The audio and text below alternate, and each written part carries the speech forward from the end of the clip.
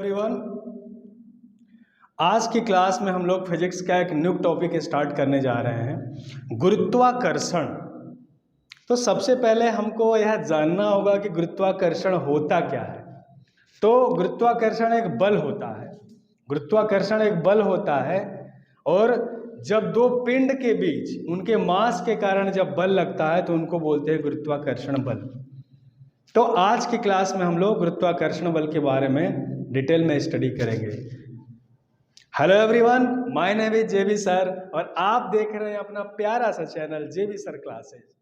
तो गुरुत्वाकर्षण बल को जानने से पहले हमको बल को जानना होगा कि बल क्या होता है। तो बल के बारे में मैं पिछली क्लास में आप लोगों को बता चुका हूं कि बल वह बाह्य कारक होता है जो किसी वस्तु की अवस्था, उसके स्थिति, उसके आकार, उसकी संरचना आदि में परिवर्तन करता है या परिवर्तन करने का प्रयास करता है। That is called force. अब गुरुत्वाकर्षण बल को बताने से पहले मैं एक फोर्स का बेसिक इंट्रोडक्शन देना चाहता हूं कि नेचर में बेसिक फोर्स कितने प्रकार के होते हैं, यानी कि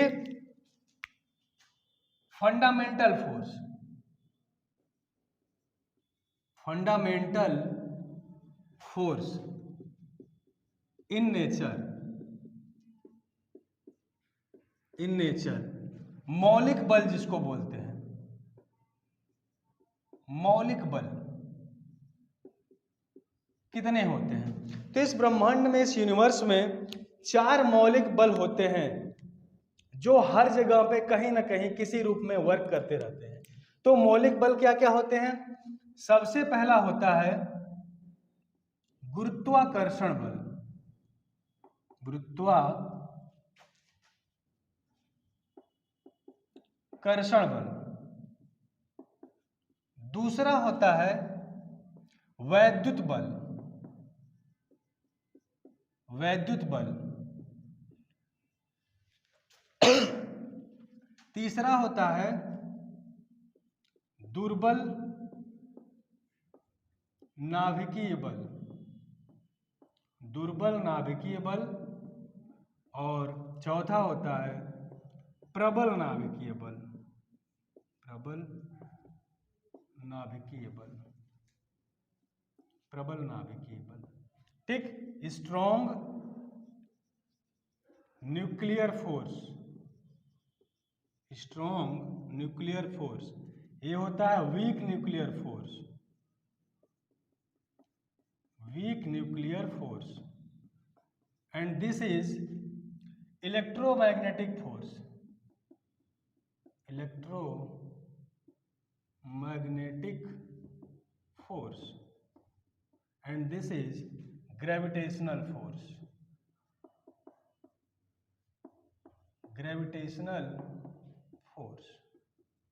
तो यही 4 बल होते हैं जो इस यूनिवर्स में किसी न किसी रूप में ऑब्जेक्ट के बीच वर्क करते हैं।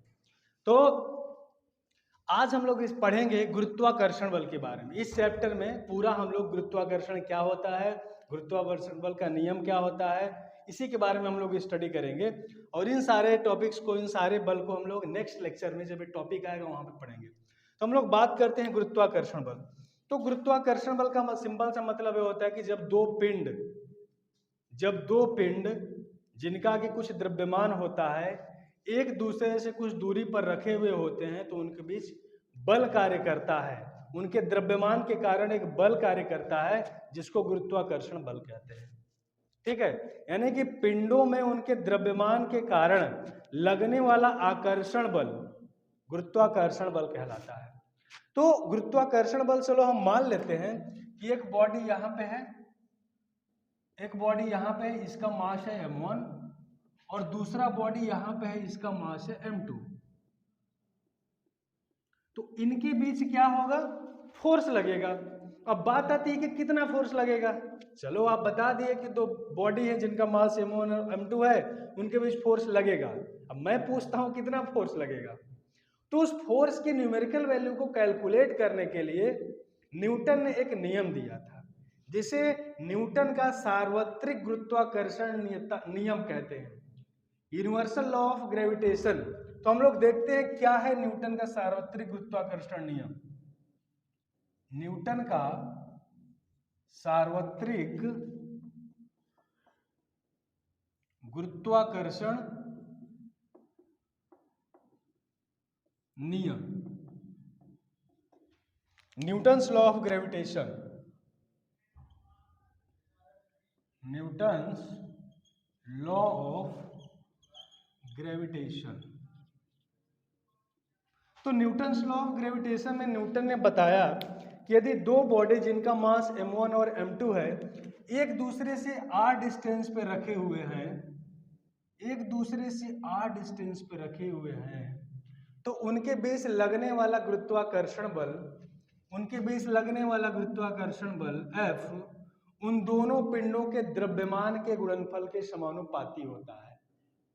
Force between two bodies is directly proportional to the product of their masses, यानी कि F proportional to m1 into m2। This is first equation. Second उन्होंने क्या बताया कि दोनों बॉडीज के बीच लगने वाला फोर्स उनके डिस्टेंस के स्क्वायर के व्युत्क्रमानुपाती होता है, inversely proportional to the square of the distance between body, यानी कि F प्रोपोर्शनल टू 1/r²।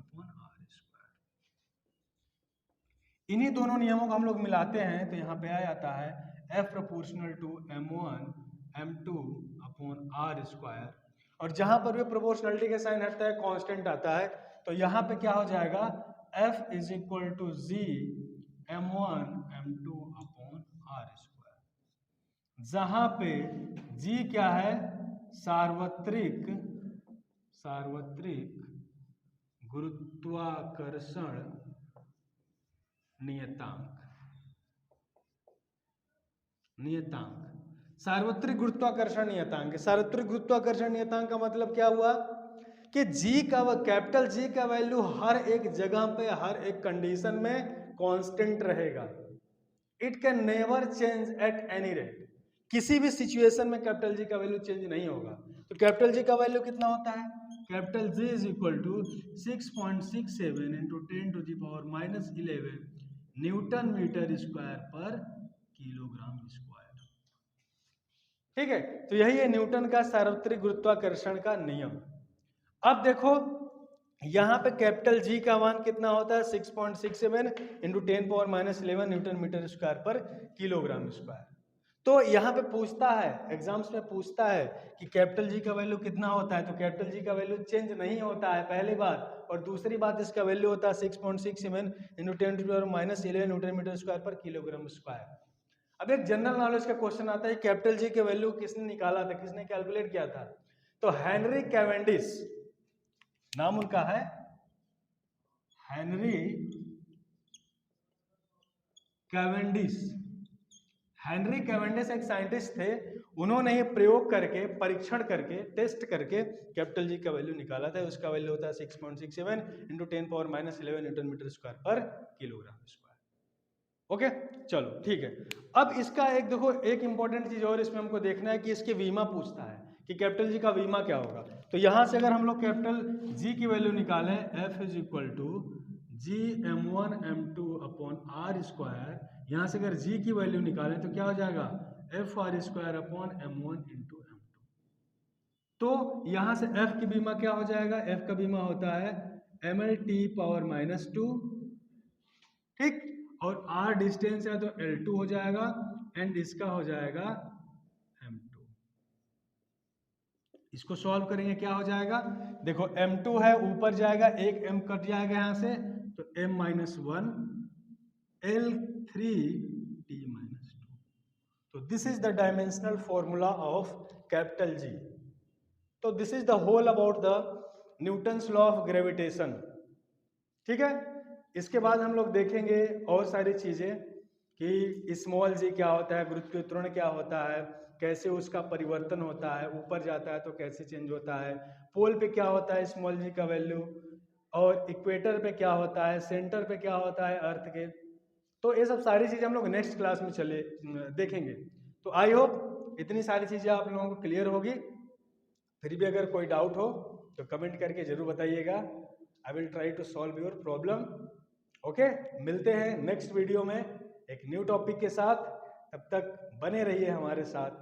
धन्यवाद।